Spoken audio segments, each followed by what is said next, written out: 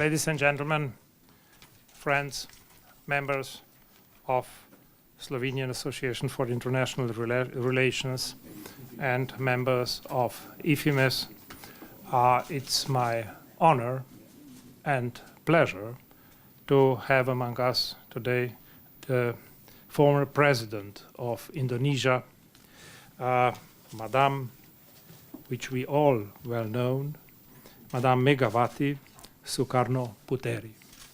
She is mostly welcome. We invited her to give us, if I may say, to tell us a few words about non-aligned movement, the past, the present, and future. Of course, at the beginning, I would give the floor to our friend Zijad Bećirović, who will tell you a few words in Slovene language. Spoštovana predsednica, nekdanja predsednica Republike Indonezije, gospa Megawati Soekarnoputeri, spoštovani podpredsednik Parlamenta Republike Indonezije, njegova ekscelenca Pramono Anung Wibowo, spoštovani gospod Budimir Lončar, nekdanji zunanji minister SFRJ. Lep pozdrav vsem skupaj. Kot vam je dr. Kunič povedal, današnji dogodek organizirata Slovensko društvo za mednarodne odnose in Mednarodni inštitut za bližnjevzhodne in balkanske študije v sodelovanju z veleposlaništvom Republike Indonezije na sedežem na Dunaju in z družbo Tetol v Ljubljani. Posebej bi pozdravil še veleposlanika Republike Indonezije v Sloveniji, ambasadora Puja in direktora družbe Tetol, gospoda Blaža Košaroka.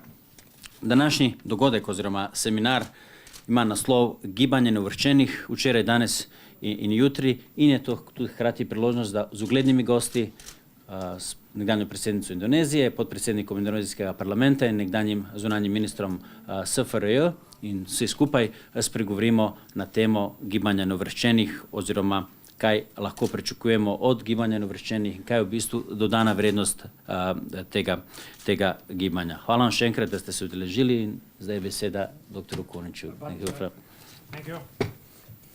Thank you very much.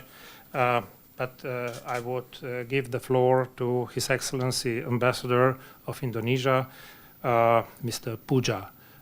So please take the floor and just say a few words. Hvala lepa. Dobar dan. Her Excellency, Madam Megawati Soekarnoputeri, the Honorable Vice Speaker of the Parliament, Mr. Pramono Anung, Excellency, the Foreign Minister Budimir Lončar, Ambassador Jožef Kunič, the President of Slovenian Council for Foreign Affairs, Dr. Zijad Bećirović, the Director of Ifimes, distinguished speakers, participants, ladies and gentlemen. First of all, I would like to thank the SDMO and Ifimes for extending the invitation to Madam Megawati Soekarnoputeri to be the keynote speaker in this seminar. I also would like to thank the Ministry of Foreign Affairs of Slovenia and Tetol. All of them have played an indispensable role making this event being realized. Her Excellency Madam Megawati Soekarnoputeri is the center of gravity of our gathering today. Despite the extremely busy time she has in Jakarta as a politician and as the chairwoman of one of the biggest political parties in Indonesia, Her Excellency decided to accept your invitation. Therefore, Excellency, please accept our sincere thanks and gratitude. I believe that Madam Megawati has a very fond of memory of the non-aligned movement, not only because Her Excellency herself shares the value and principles of the non-aligned movement, but also because her father, the founding father of Indonesia, the first president, President Sukarno, was among the founding fathers of the non-aligned movement. In the very early period of her life, she had the luxury of time to meet and talk on issues of global concern with great leaders of that time, especially with the leaders from the newly independent countries, members of the non-aligned movement. All of these experiences has enabled her to internalize the core values of the non-aligned movement into her global visions. We recall that in 1961, he was the youngest delegation of the Republic of Indonesia in her age 14 years old, attending the non-aligned movement conference in Belgrade. Speaking about Madam Megawati stronghold on non-aligned movement value, my memory goes back to the year of 2001, only a few days after the 9/11 tragedy in New York. She was on her way to attend the UN General Assembly. She decided to meet President George W. Bush Jr. to express her condolence and sympathy to the people of the United States for any terrorist act is a grave violation of humanity and unjustified. It was the first visit made by a leader from a predominantly Muslim country to the US right after the 9/11 tragedy. However, in her address before the UN General Assembly in New York, she emphasized that terrorism could not be eradicated unless we address the root causes, and among root causes is the unresolved issue of Palestine. Madam Megawati's participation in this seminar, together with His Excellency Mr. Budimir Lončar and the Honorable Mr. Pramono Anung, is indispensable. Her Excellency's profile fits very well into the topic of this seminar because she was part of the non-aligned movement in the past and present.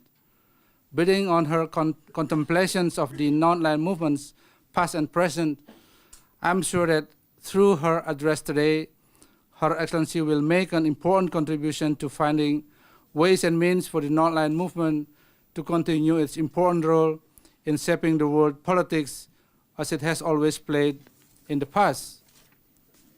We may recall, Excellencies, distinguished participants, that the Bali commemorative declarations in 2011 outlined NAM's vision for the next 50 years, its determination to address the emerging challenges of the 21st century and reaffirm its robust commitment to the spirit of multilateralism.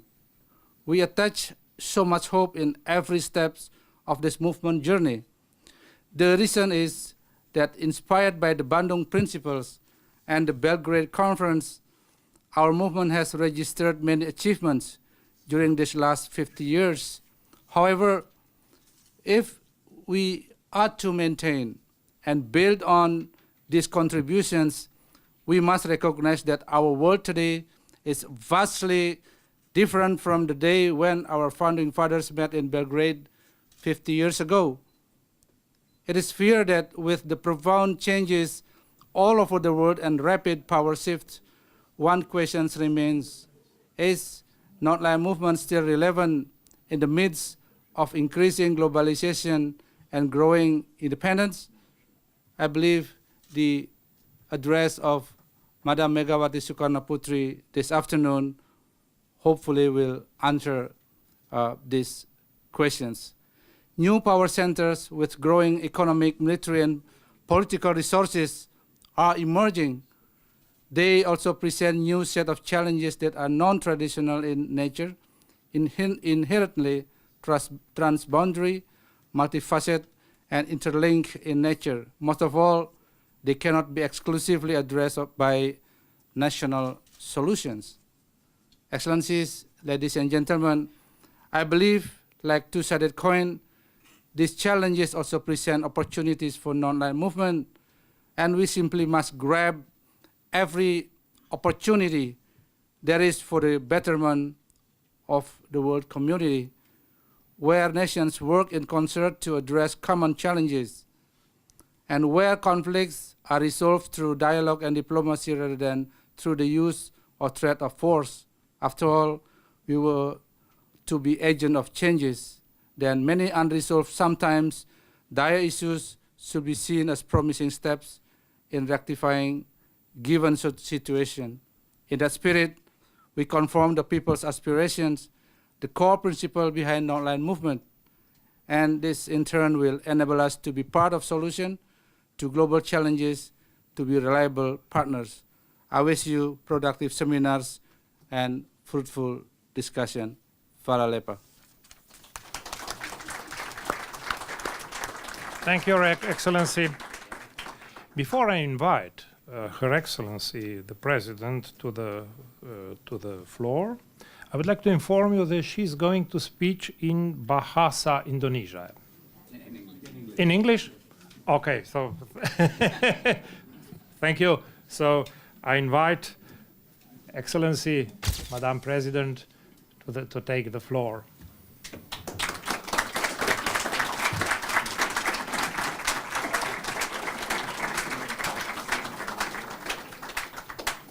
Ambassador Jožef Kunič, the President of SDMO, Dr. Zijad Bećirović, the Director of Ifimes, distinguished speakers, Excellencies, Gospe in Gospodie.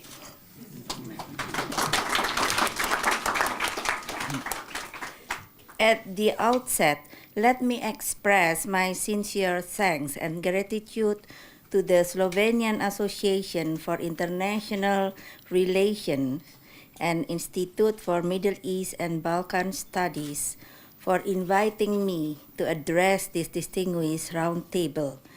It is my great honor to put forward my point of view on the topic that once had an important role in determining the course of history.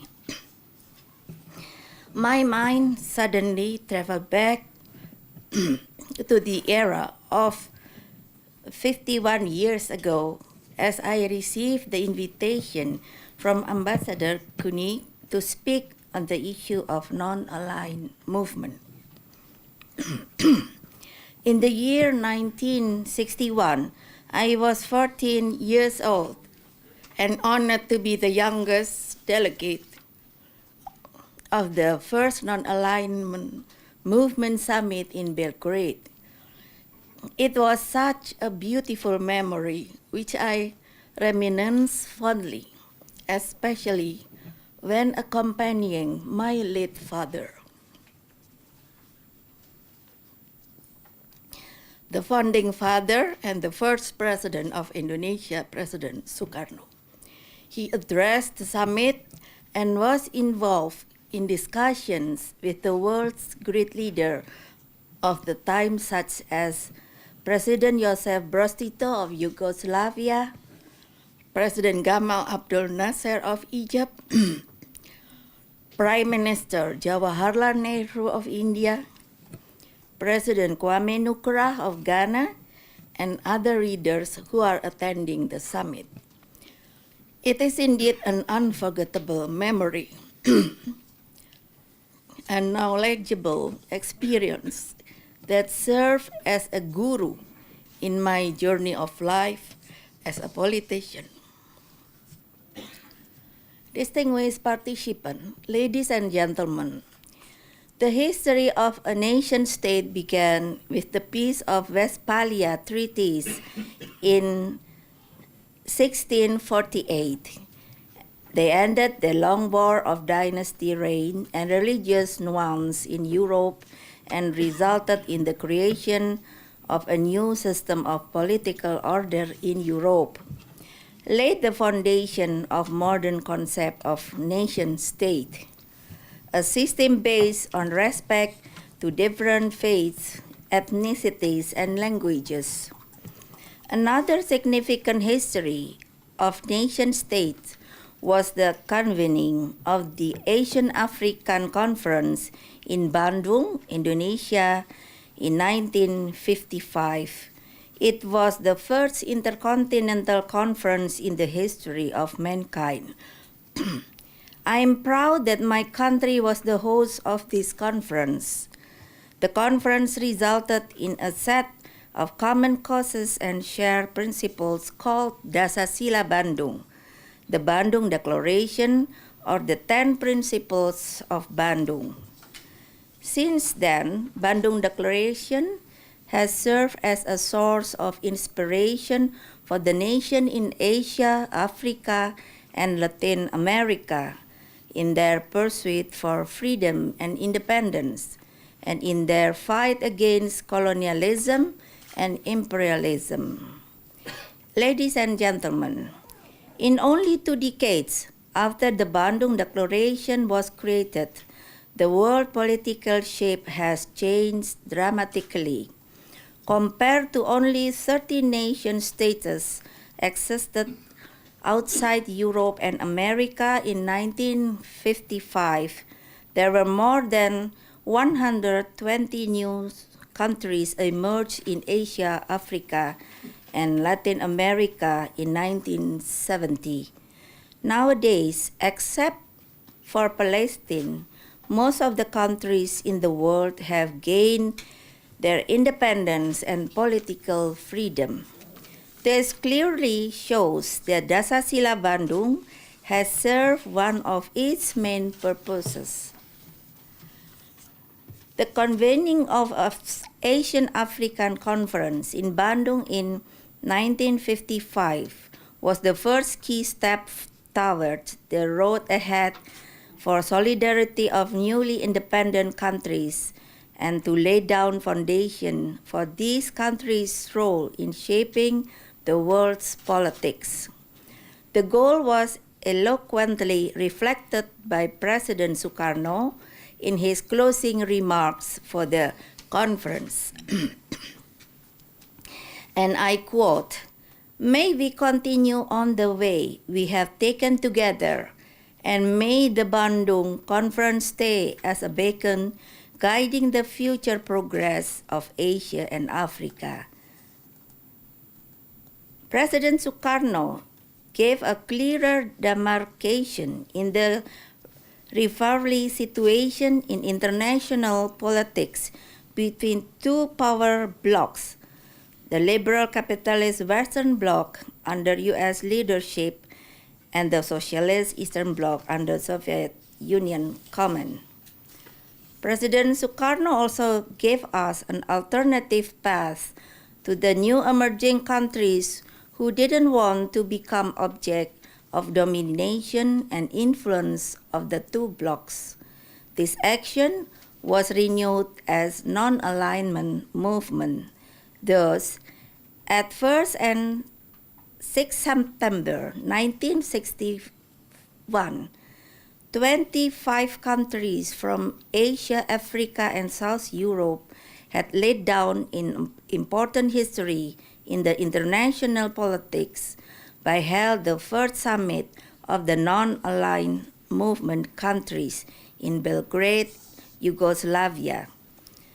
The choosing of Yugoslavia as the venue for the first summit was certainly justified for many reasons. Apart from its strategic geopolitical location, it was also known as the most moderate socialist country at that time.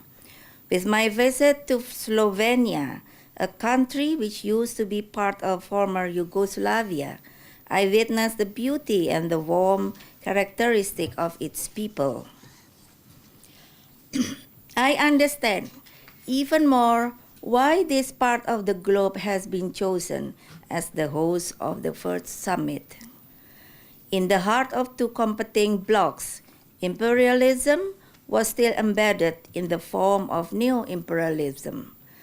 For no other reason than this, that President Sukarno had further developed his thesis to continue garnering solidarity of all newly independent countries across the globe for their common endeavor to free the world politics and its future from being driven by only 2 blocs. This resulted in the establishment of the so-called the new emerging forces of NEFOS as an antithesis to the so-called the old emerging forces or ODFOS. The genesis of Sukarno's NEFOS idea is the solidarity of the third world countries which, if strongly united, can create new movement, be it political and economic, that could take part substantially in shaping the world. It provided an alternative force to the existing forces at that time, the Western and the Eastern blocs, which were inherently colonialist. It was Sukarno's fond conviction that NEFOS could serve as a great force consist of progressive countries that are determined to build the world anew. A just world filled with friendly relationship among nations, peace and welfare, free from imperialism and colonialism, and free from exploitation de l'homme par l'homme et de nation par nation. Distinguished participants, ladies and gentlemen, I continue to contemplate in finding the nexus between Asia-Africa Conference, the non-aligned movement, and NEFOS, in which each of them came with strong political philosophy, interacting one another in dialectic nature. Apparently, I found the nexus is clear. Freedom and independence are the inalienable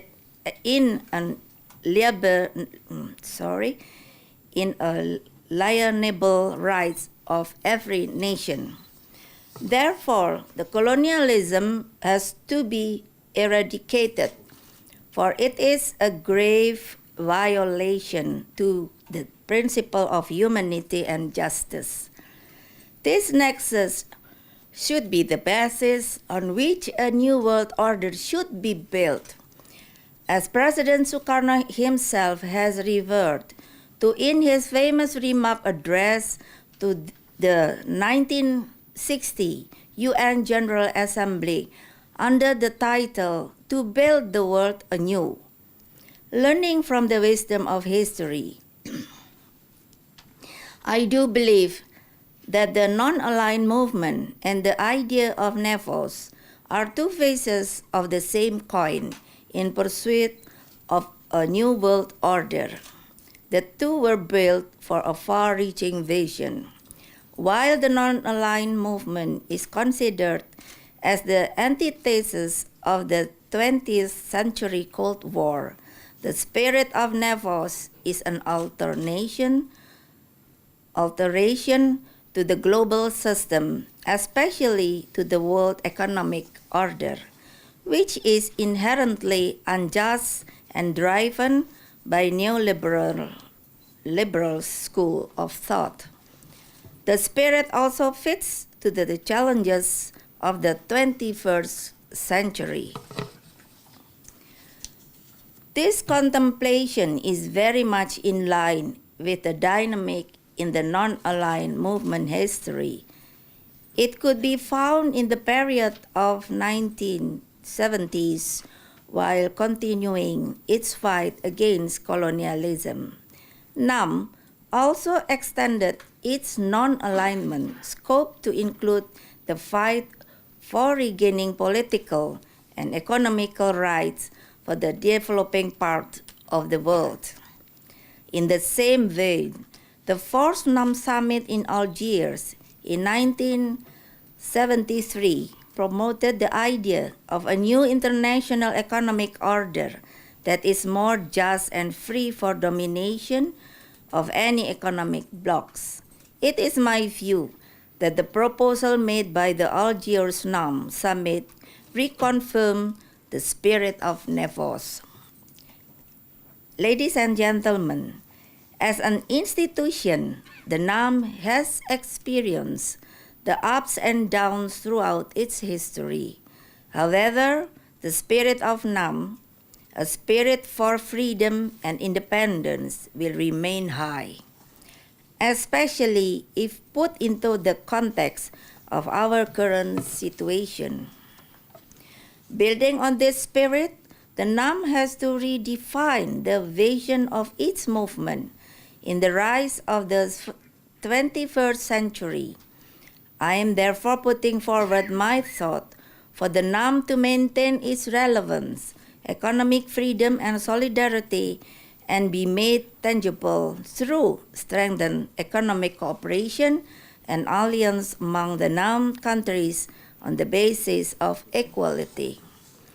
Equally important to that end, and in view of the current global economy situation, which is full of loopholes, NAM has to create common cause to restructure the world economic order free from a manipulation-prone market to a more just system.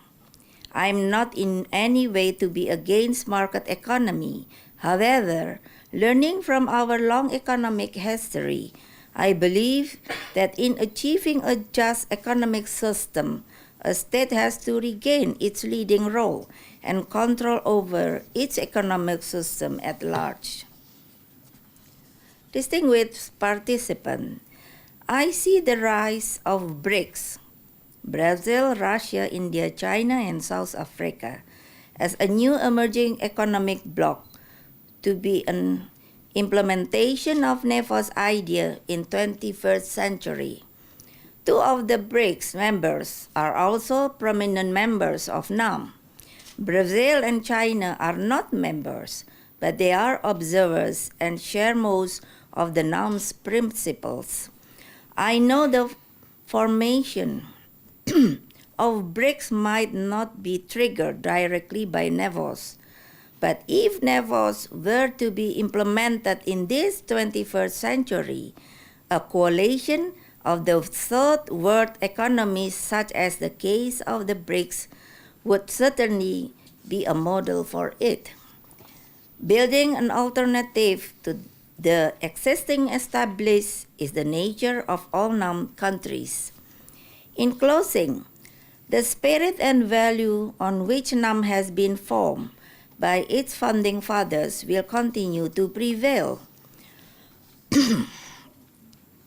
For my beloved father, President Sukarno, NAM's spirit has always become a source of energy in his political struggle. Although this had put him in a difficult situation, a harmony between words and deeds in pursuit of people welfare is indispensable for President Sukarno. This has been always the case for him, including in his involvement in the establishment of the non-aligned movement, a movement aimed at fighting for freedom and independence for all nations and creating a more just world. Many countries might not be in support of his cause, risking to be marginalized. He took risks anyway, and no other than for the betterment of humanity in his country and at large. I, my party, and I believe most of Indonesians will continue to promote his value, the same value he has shared to the world through the establishment of the non-aligned movement. It is my sincere hope that our discussion today will serve as a valuable reflection to you all, to the non-aligned movement countries, and to all humankind. May God give us, Slovenia and Indonesia, the best friendship richness ever existed between the two nations. Huala, lepa.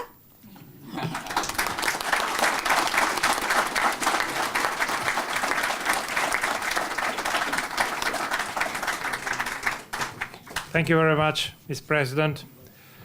Now I have the honor and pleasure as well to introduce former Minister of Foreign Affairs of Yugoslavia, His Excellency, Mr. Budimir Lončar. I give him the floor. Mr. Chairman, ladies and gentlemen, first of all, I would like to thank very much the organizers for their kind invitation. It is my pleasure and privilege to be here with you today. I'm particularly pleased and even moved that among us is guest of honor, Madam Megawati Soekarnoputeri, the former president of Indonesia, daughter, as she pointed out several times, of great man, Sukarno, whom I had privilege not only to meet, but even share many items, including crossroad, not only of the world, but even crossroad of his own country. 50 years of existence of political movement, the most numerous in the history of mankind, is a historical phenomenon. The passage of time allows us to get a clear view of the origin and evolution of the online movement. The anniversary is the right time to recall its achievement and its shortcomings, to distinguish its lasting values from its failings. It is also an opportunity to raise some fundamental question about the movement's role in the history of the second half of the 20th century and about its contemporary challenges. The key question is the non-aligned policy still relevant? Madam President Megawati Soekarnoputeri answered to the question on very eloquent and very convincing way. But anyway, if I contribute further to clarify this question, I hope I will not be boring or less irritating to you. Before the first NAM conference, there were a number of developments that planted the seeds out of which the NAM policy and movement would eventually grow. The most important among them were the first Asian-African conference in Bandung in 1955, which was already mentioned. It proclaimed to the world that peace and liberty were indispensable. The conference adopted 10 principles of peaceful coexistence, which become the basic idea of philosophy and policy of nine movement, and who became to be the basic principle of new international system developed and established within United Nations. The Brioni meeting between President Tito Nasser and Prime Minister Nehru in 1956, it marks the beginning of their search for an alternative to the Cold War and the global bloc division. In New York, 1960, at the United Nations General Assembly, 5 leaders from 4 continents, Tito, Sukarno, Nasser, Nkrumah, and Prime Minister Nehru, addressed for the first time the protagonists of the Cold War directly. War, as well as international community, with one voice and common agenda. The 5 managed to draw the attention of the international community to the urgent need to ease the bloc tension because those were continually threatening peace and security in the world. They also insisted on the preeminent importance of the United Nations as the main international forum for discussion and resolution of international problems, including the relation between the two superpowers. The 5 leaders highlighted their decision to organize an alternative to the bloc policy and the bipolar world and Cold War. I had a privilege to be part of people who assist and who were among these 5 historical persons. The selection of Belgrade as the venue of the first non-aligned conference in 1961 was an important symbol to the world. The Cold War tensions were namely the most acute in Europe. They were born. Therefore, a message had to be sent from Europe that the bipolar division and the Cold War confrontation could and should be substituted by the peaceful active coexistence on the basis of common interest with aim of strengthening the global peace and stability. It was in Belgrade that the principles of non-aligned policy were agreed upon and accepted. The dilemma between the unity organization and flexible system of joint action in accordance with agreed principle was resolved in favor of the later. Certainly, we were aware, great leaders were aware, that it would be difficult to forge a common long-term agenda among the countries which were so varied in size, history, power, and priorities. But they did, not to think it was impossible.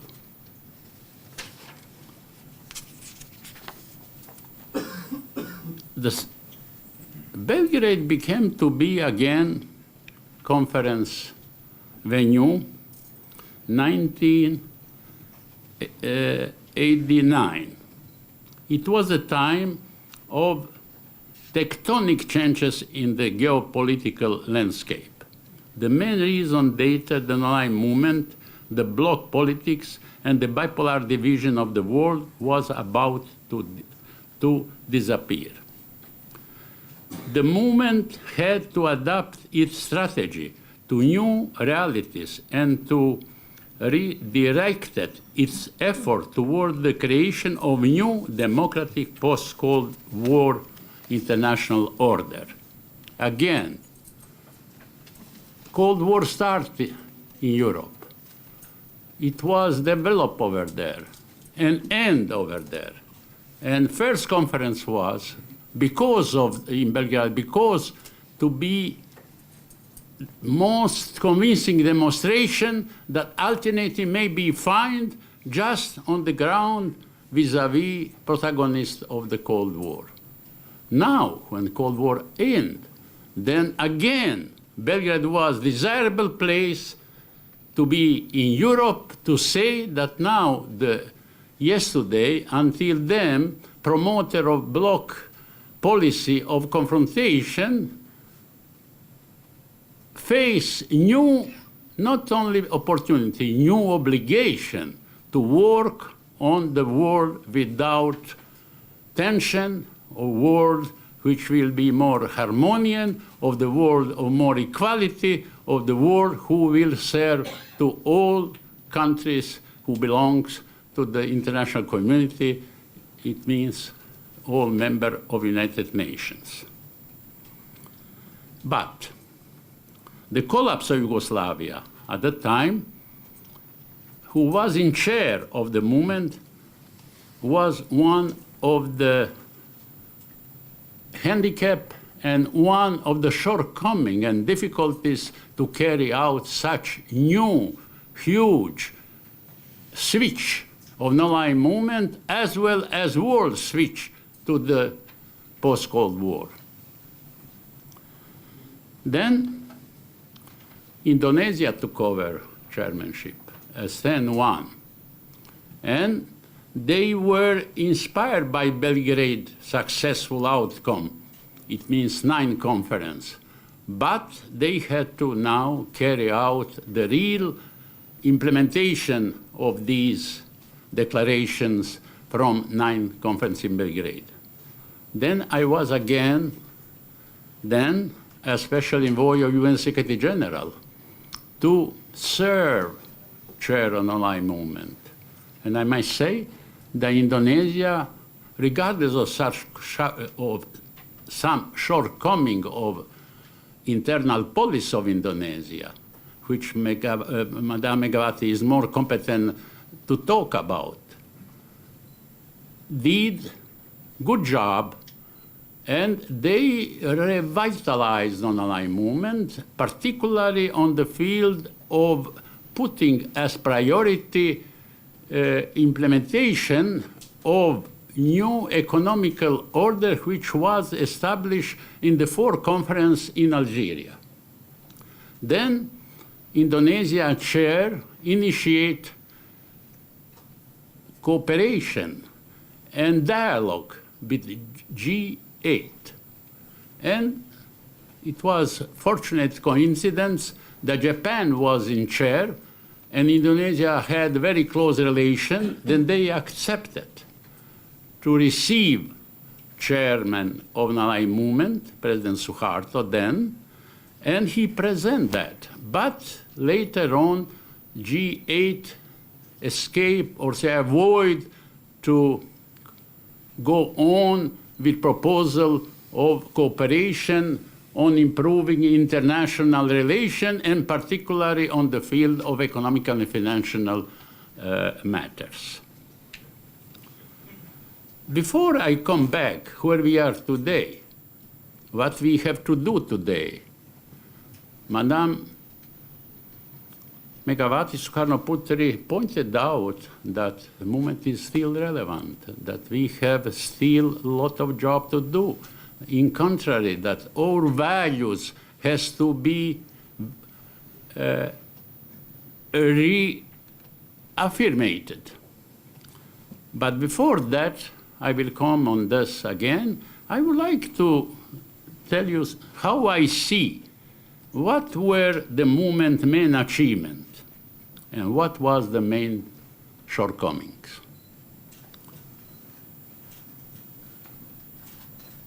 Despite its internal contradiction, the non-aligned movement did contribute significantly to international relations.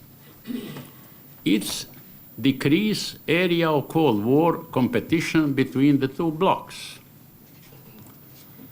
The Bandung Conference, and after that, first, second, and third conference on non-aligned movement, carry out very strong effort and program for decolonization and declare an era of colonialism and imperialism. It kept the issue of democratization of international relations on the world agenda while promoting the equal status of big and small countries, not only in the world, but also within the movement itself. It anchored newly liberated country in the constructive foreign policy framework and helped preserve their cohesion.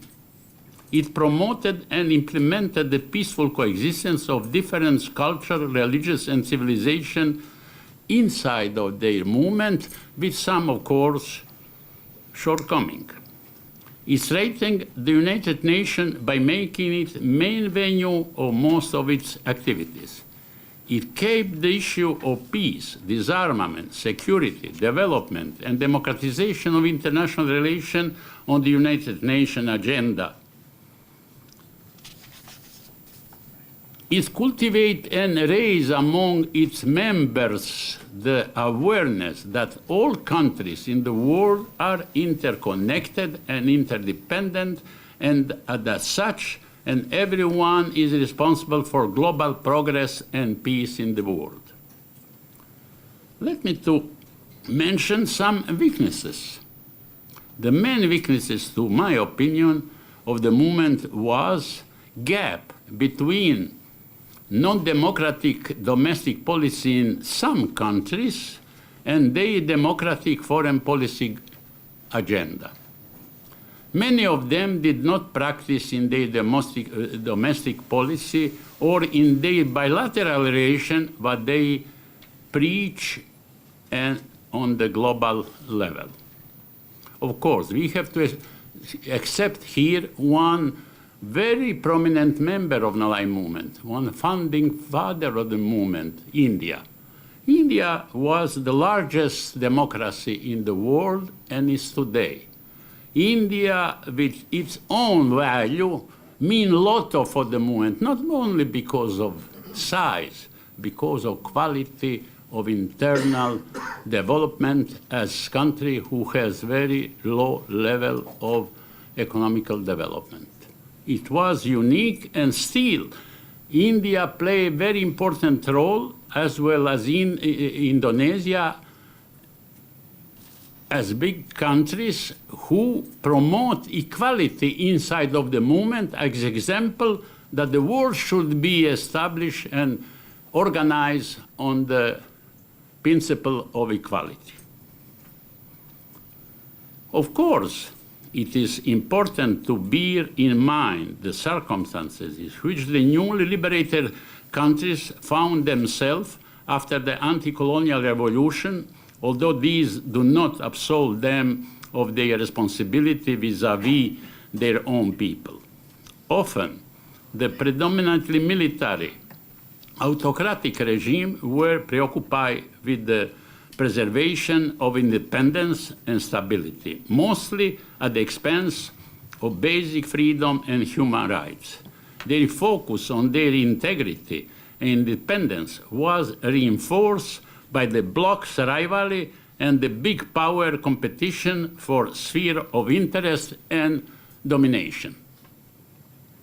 The fundamental weakness undermined to great extent the credibility and the effectiveness of Nalai policy. But when we see the result, definitely Nalai movement play irreplaceable constructive role in international development. I believe that the main principle and goal of Nalai movement are as important today as they were at the time of its establishment. Peace and peaceful conflict resolution, economic development, nuclear disarmament, international law, coexistence of cultures and civilization, the establishment of new world order on the basis of the balance of common interests instead of the balance of fears yesterday. These are also the demand of the majority of the mankind today. We must see that the world has changed beyond recognition since the days of the establishment of Nalai movement, even since the end of Cold War. It means since 9 conference. The bipolar Cold War environment has given way to the globalized, interconnected, and interdependent world. Bipolar and unipolar policy have been replaced by uncertainty or shifting power relation. The new economic and political geography is multipolar, polycentric, reflecting the welcome rise and stronger voice in the world affair of the new emerging economy, including economy which were mentioned by Madame Soekarnoputeri. It means G20.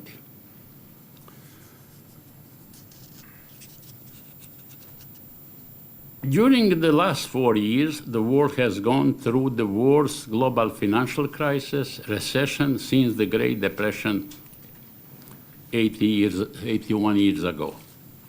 The crisis is not yet over. The world has been struggling not only with economic and financial instability, but also with daunting challenges of poverty and hunger, climate change, environmental degradation, nuclear proliferation, and international terrorism. We may say that the world is in very deep, multi-dimensional crisis today. What is happened, what is taking place today on European level, it means within European Union, is only reflection of difficulties of complicated situation in the world as whole. We have today, fortunately, new situation that developing countries made dramatic movement forward in industrialization, in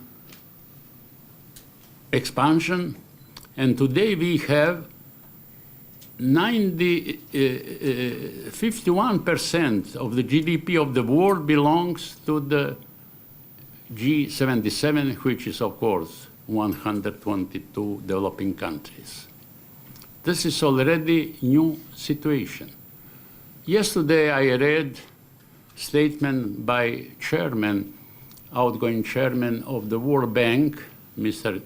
Zilik, who said, until now, World Bank teach developing countries how they should work using experience from developed countries. Now we have to switch to try to teach developed countries how they may get out for their difficulties from experience of developing countries. This is completely new situation. The world is in transition. The world is in mess. What to do today then united? What is the problem of solving the problem? The main problem is not political consensus, not political will of the leading elite of the world. I would say practically of all world in general, but in particular on the most developed part of the world. We have to look for new reorganization of our world. It means not only international relation. We have to look for reorganization and correction of internal system in each country, including in its most developed countries. It means that after collapse of socialism a la Soviet Union, we have now not collapse, but very big question mark how to go on with such capitalism.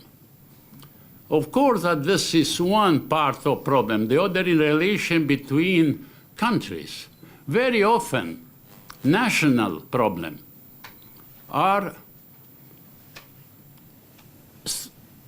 stopping and not making darker global picture in the world. Vice versa, global picture should not limit or should not diminish concrete ability of each country to carry out problem on their national level.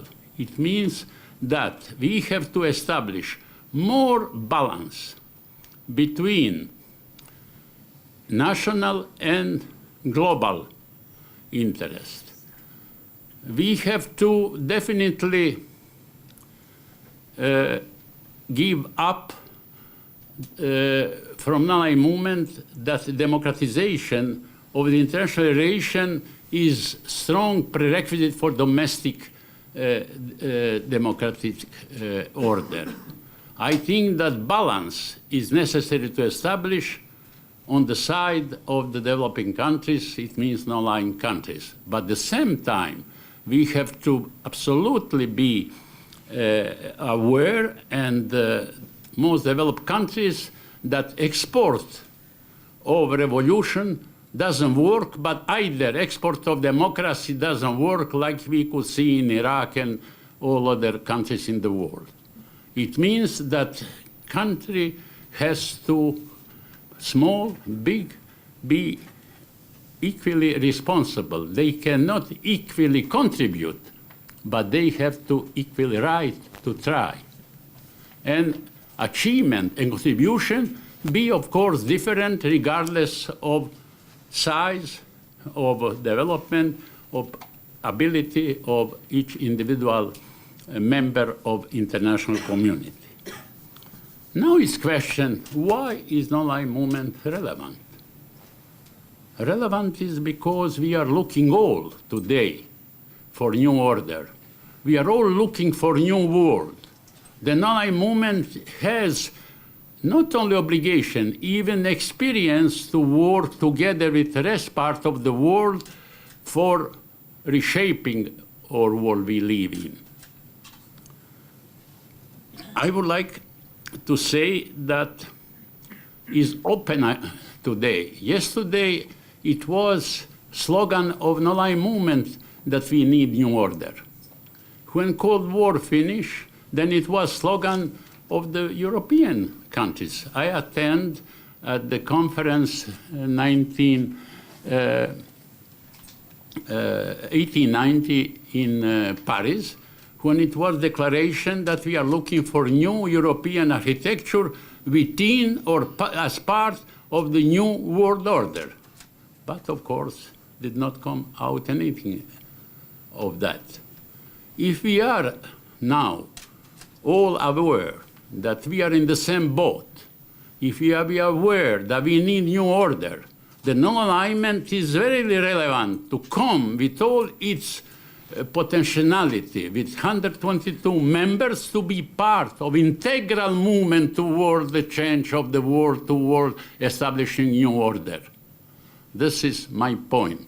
And I think that today, when our founding father would see where non-aligned movement arrive, I think generally in global achievement, they will be very proud and very happy. Then we have to thank them for great idea, and we are happy that we have daughter and even granddaughter of one of the men who contribute so much for the world of today or yesterday, but which is value still relevant today. This is Madame Megawati Soekarnoputeri. Thank you.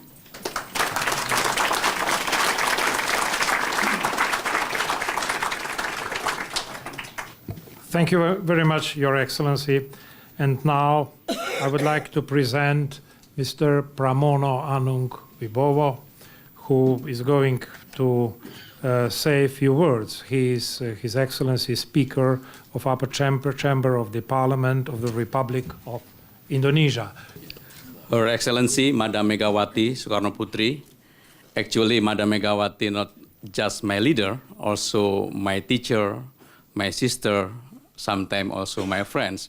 But day by day, he is my leader and my teacher. His Excellency Budimir Lončar, and then Director Ifimes Zijad Bećirović, is that right? Our pronunciations. And then also His Excellency President Dr. Jožef Kunič, Slovenian Association for International Relations. I really appreciate this forum as an attempt to revitalize the tangible role of NAM in current international issue in order for its constructively contribute in creating the world internal peace. Actually difficult for me after Madam Megawati have the speech, completely everything, and also Ambassador Lončar. I try speech with the different point of view, with a different perspective. Because actually, non-aligned movement established by 1991, I born in 1993, means that I younger than non-alignment movement. And the 50-year establishment of the NAM is one of the oldest post-war international forum founded in the heights of the Cold War. it survived the Cold War and charted a different avenue for interstate relations, and continue to the axis of play important role to the post-Cold War era. Since the end of the Cold War, there has been anonymity among its members about the persistent relevance of the movement in Indonesia, affirmed this unrelenting pertinent when chair in the movement in the 1992, and reaffirmed inconsistently at many past meetings, including recent ministerial meeting of NEM in Bali. Discuss about the Palestinian, and we support for the independence of the Palestine. Ladies and gentlemen, distinguished guests, from a membership standpoint of NEMs, the question is relevant no longer casts doubt. At the ministerial meeting in Bali, NEM member comprised of 120 countries with Fiji and Azerbaijan, who had recently joined. Furthermore, NEM membership has reached more than half of the United Nations. But the sound of the NEMs sometimes is not loud compared to the sound of the United Nations have the decision. However, in entering 21st century, NEM is facing new reality, both inside and outside. While NEM compromise at least developed and developing nation, domestic affairs in member states are prevalent not only those evident recently in Tunisia, Yemen, Libya, Egypt, Bahrain.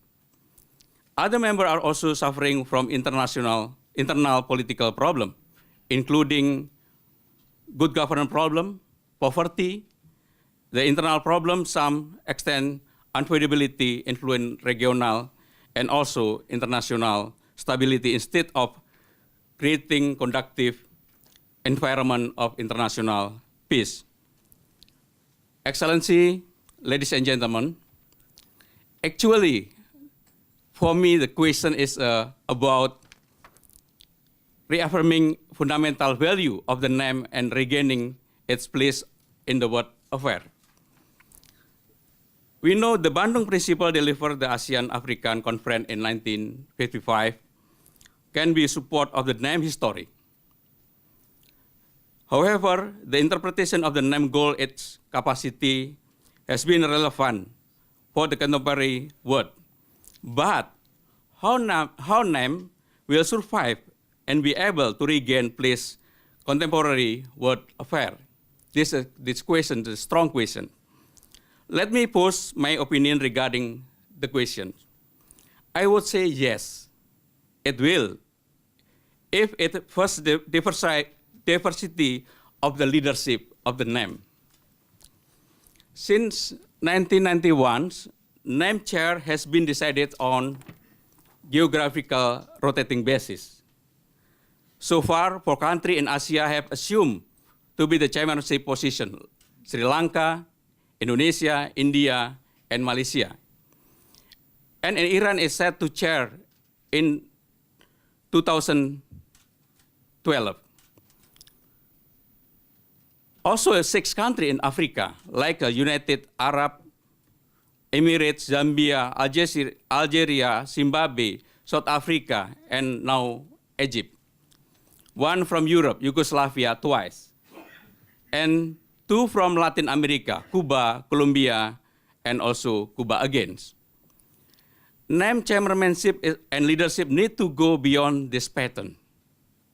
NEM may wish to anticipate the fact that the future, Chile, Jordan, Singapore, or Vietnam, or elsewhere, so chair and lead the movement if they wish to do so. Diversity leadership will enrich NEM leadership, NEM traditional leadership.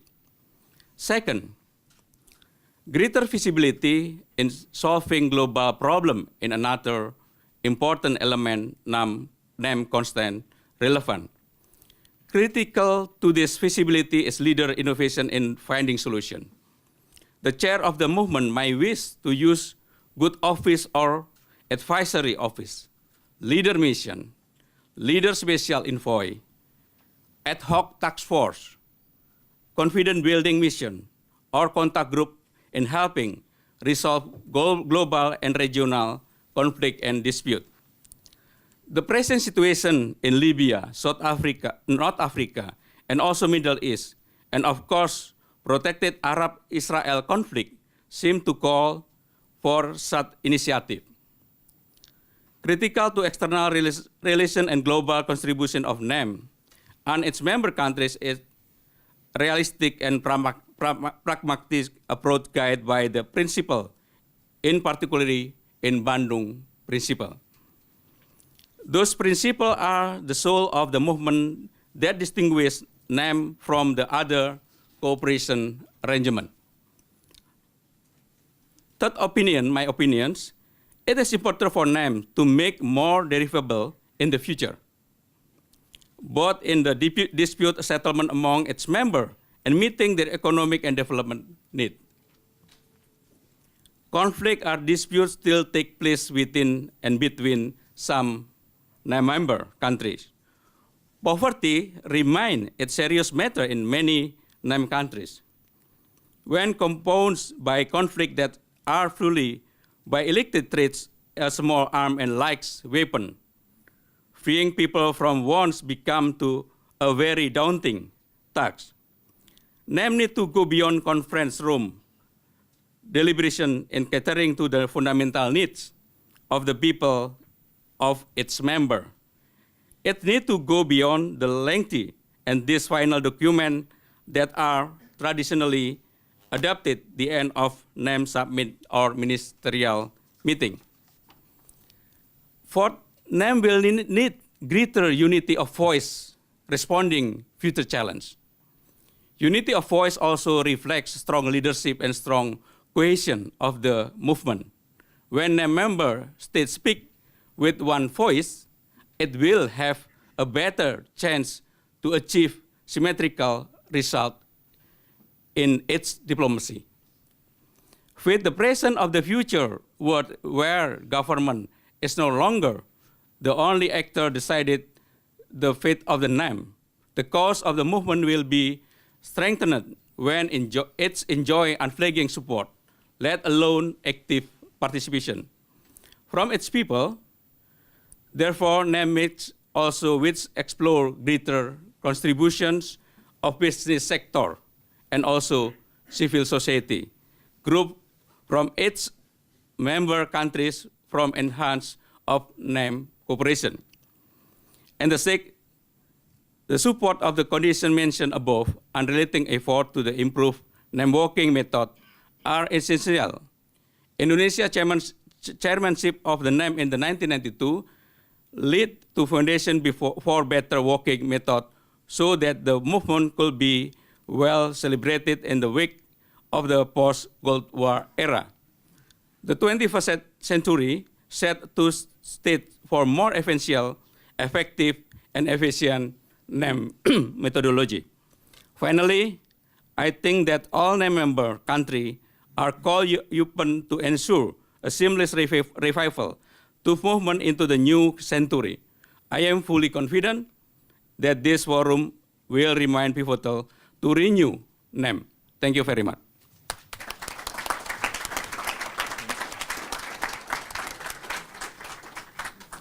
Thank you very much, Your Excellency. Well, the time is running off, so we cannot have a long discussion, but nevertheless, please allow me to give the floor or to invite to the Ambassador of India, if I may give you the floor, because your country was one of the important, the founders of non-aligned movement. Sorry just to pick you up, but I think just, yeah. Excellency. I'm sorry you've got me unawares, but I don't know what there is for me to add to what the stalwarts have said, Her Excellency, Ambassador, and the Speaker.